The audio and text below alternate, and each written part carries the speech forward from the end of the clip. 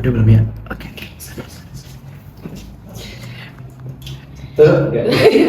Halo teman-teman, selamat datang di Pogu Podcast hari Minggu bersama Irgi dan juga Nah, hari ini podcast hari Minggu yang episode ke-16 ya. 16. Jangan lupa untuk teman-teman semuanya untuk tetap lihat di episode 1 sampai 15 yang ada di link di sebelah sana, oke? Nanti kita kasih kok. Sebelumnya perkenalkan nama aku Irgiwan Rangga. Aku Nurul Aryani Nasution.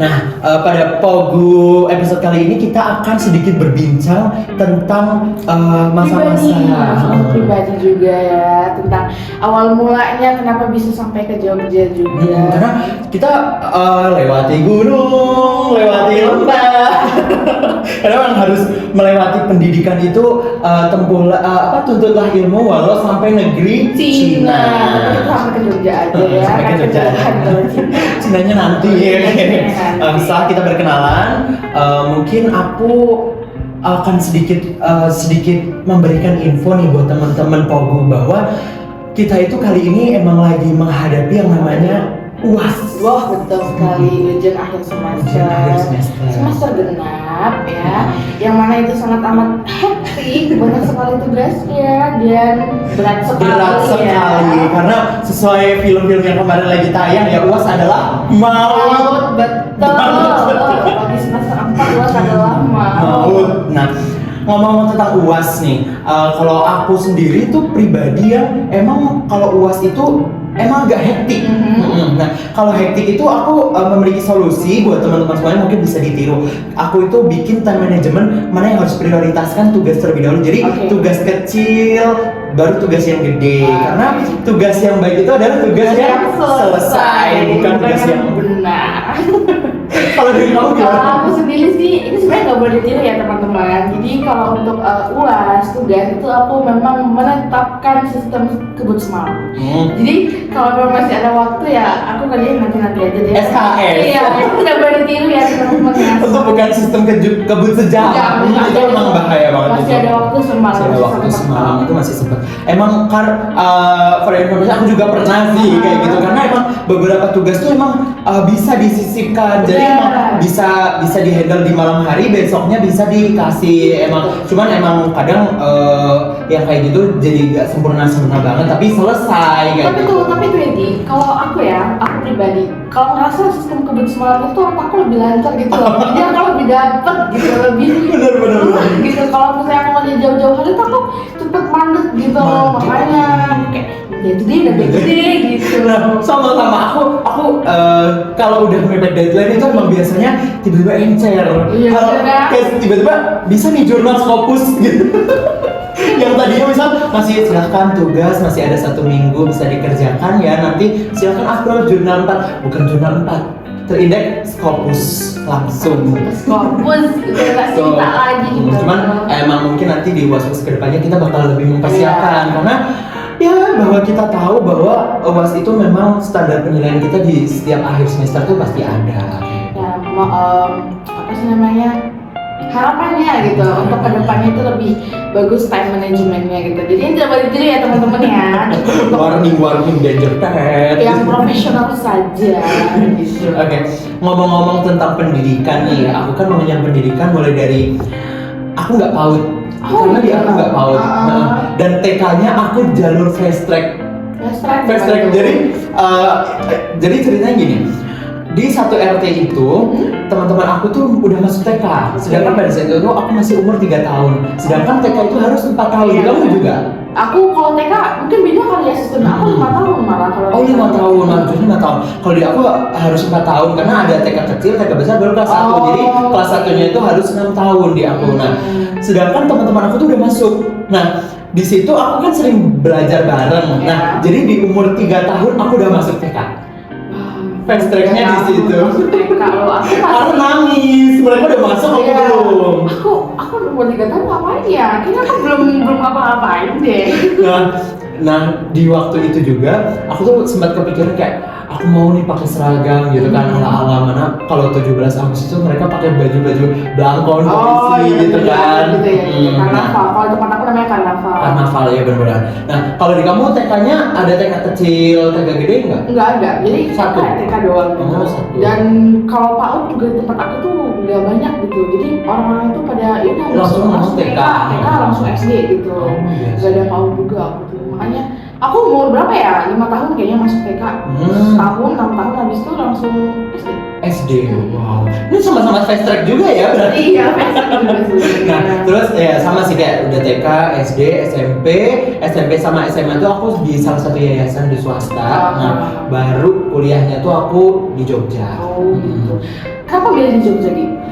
Karena ya kita yang tahu ya bahwa Jogja itu memang benar-benar kota pelajar. Banyak yang kayak oke, aku mau nih di Jogja, mau karena kapan lagi kita bisa main ke Malioboro tiap hari, iya kan? Karena dulu mungkin bagi kapan lagi gitu.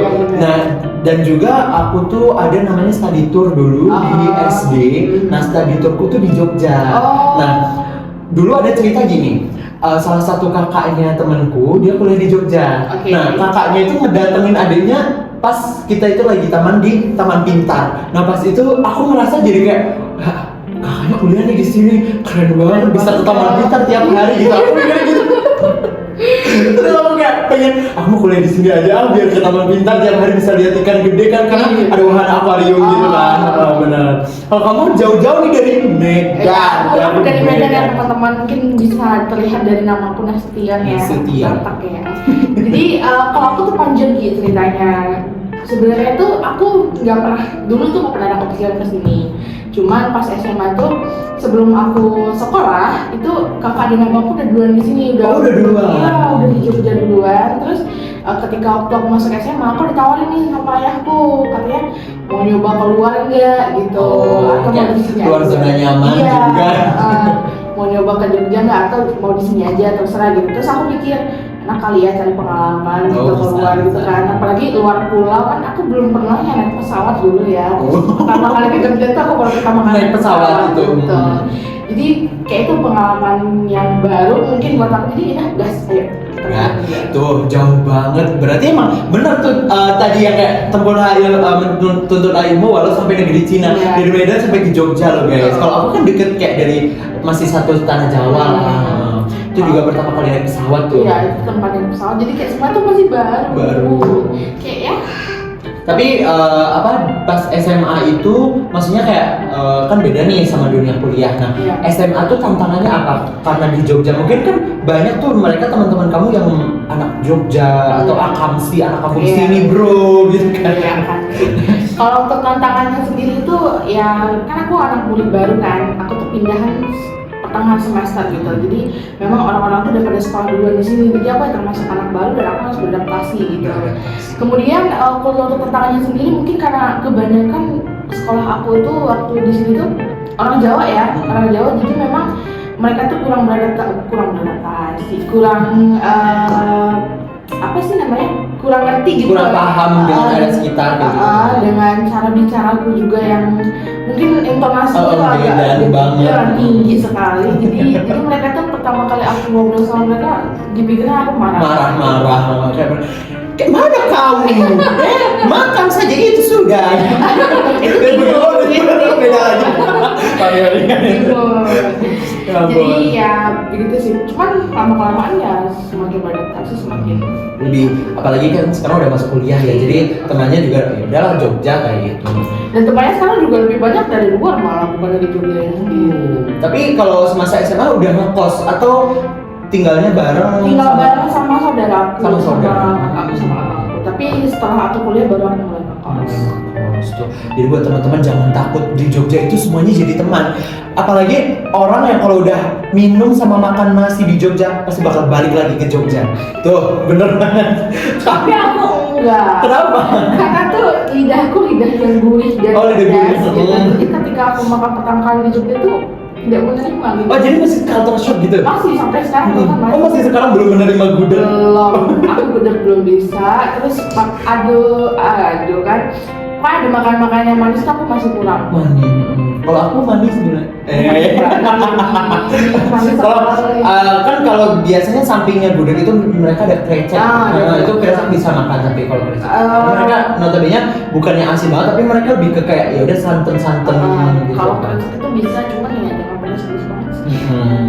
Iya sih, emang beberapa orang juga teman-teman kuliah aku emang susah banget buat menerima makanan yang emang manis gitu. Apalagi di Jogja tuh fun fact bumbu apa namanya soto itu pakai nasi. Iya. Soto itu pakai nasi. Soto nasinya dicampurin. Nasinya dicampur. Pokoknya kayak aku kaget loh itu. Kaget. Itu kalau di kamu dipisah atau di mana? Dipisah. Soto pisah gitu. Soto bening atau soto santan, nasinya dipisah. Tetap pisah. Dan aku pas pertama juga, ini beneran bisa digabung nih. Jadi nasi bebek dong jadinya. Kalau di aku bukan pakai nasi, Pakai dia apa? pakainya lontong. Oh, pakai Lontong lontong. ketupat. Jadi pas makanya kalau kita di alun-alun beli soto tuh emang banyaknya itu pakainya lontong. Oke. Jadi pas kesini sebelumnya di Salatiga itu pernah lihat kayak nasi soto pakai nasi, oke lah satu kali. Ternyata di Jogja banyak juga yang pakai nasi, jadi kayak oh di sini nggak pakai lontong, nggak pakai ketupat gitu loh. Pakai nasi. Nggak pakai nasi. Campurin lagi ya. Tuh jadi ornamennya kayak oke, tapi enak juga sih. Iya, lumayan sih ya, sok pada umumnya. Nah, kalau ngomong-ngomong tentang culture shock, kalau dari aku pribadi sih selain makanan nggak banyak juga karena kan masih sama-sama Jawa, pakaian adat dari segi pernikahan apa dan juga semuanya itu masih ya udahlah deket-deket masih sama kayak. Iya. Kalau di kamu nih, aku kan tahunya Medan itu deketan sama Minang, yang mana Iya. mereka itu harus sama-sama apa ya nikah sama satu adatnya atau satu suku. Itu menurut kamu gimana? Setahu yang kamu? Kalau misalnya harus satu suku ya memang benar. Jadi kayak mungkin orang-orang tua zaman dulu tuh lebih memilih ya kalau bisa Batak kenapa gak Batak Oh aja iya, gitu. suku Batak. Karena kan kita melestarikan budaya juga ya, biar kalau misalnya apalagi perempuan nih, kalau perempuan kan istilahnya tuh mengikut suami gitu loh. Jadi kalau misalnya di luar dari Batak itu mungkin agak sedikit mengganggu gitu loh untuk orang tua zaman dulu. Jadi memang lebih diprioritaskan untuk cari yang satu suku. Yang sama-sama itu. Kalau mungkin geser sedikit, kalau misal dari Medan ke Minang itu aku taunya kalau di Padang Pariaman itu kan mereka kayak yang cewek yang berkuasa gitu. Jadi kayak di dunia terbalik gitu loh. Jadi emang yang dapat warisan juga cewek, yang melamar juga cewek. Kalau di kamu Enggak cowok. enggak. Oh, masih Biasa aja sih. Tapi kalau misal nikahnya sama, misal nih kan kamu udah di Jogja, nikahnya sama orang Jogja gitu gimana? Ya gimana ya?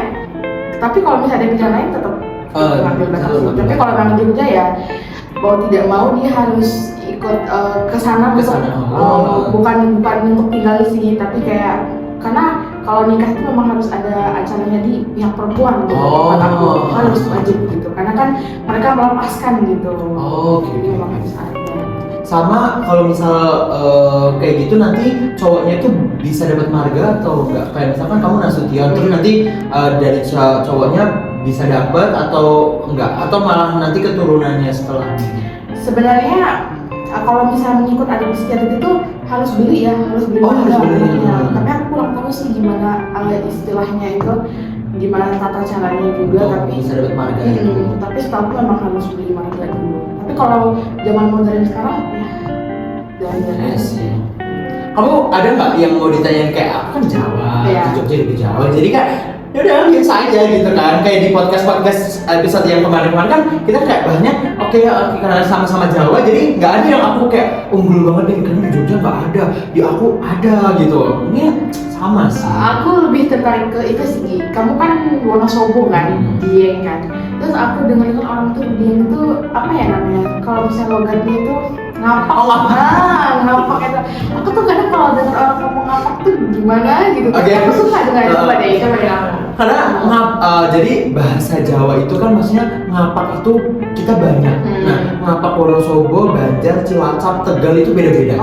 Beda-beda. Ada mereka yang kalau Tegal itu mereka bahasa ngapaknya itu memang lebih medok di G-nya. Kayak Tegal kayak gitu. Kalau Purwokerto, Banyumas itu masih yang kayak ya wes biasa baik, masih biasa kayak gue. Nah, kalau Wonosobo itu karena mungkin Wonosobo itu juga banyak pendatang, jadi kita juga pertaminan untuk medoknya itu jadi hampir-hampir mirip kayak ya udah biasa baik kayak ini. ngomongnya kayak gitu. Untuk bahasa Jawa sebenarnya kalau misal ngikut dari Jogja Jawa itu masih sama aja kayak ya udah bahasa Jawa krono lugu kayak gitu. Kamu bisa nggak bahasa Jawa? Saged, karena Oh, iya. mas-mas Jawa ini loh. Coba dong, aku mau denger dong. Nah, pripun kabare menawi saged nderek podcast mangken wonten ing menit-menit punika episode-episode sing ingkang wonten ing minggu ke depan teman-teman dari Pogu bisa nderek saged nderek nonton ningali kalau nonton itu namanya ningali saged ningali Pogu episode ke selanjutnya. Betul. Oke, terima kasih banget nih untuk ngobrol-ngobrolnya. Oke, senang banget bisa menemani teman-teman Pogu di episode ke-16 kali ini. Minggu depan kita juga bakal upload teaser untuk episode ke-17 karena episode 17 itu kita bakal menghadirkan teman kita yang dari luar kota lainnya juga karena dari aku Jawa, dari Nurul Medan, nanti kita hadirkan seluruh Nusantara. Dihadirkan di Pogu ini eksklusif. Pogu hadir Pogu. Oke. Jangan lupa nantikan Pogu selanjutnya ya teman-teman. Dadah.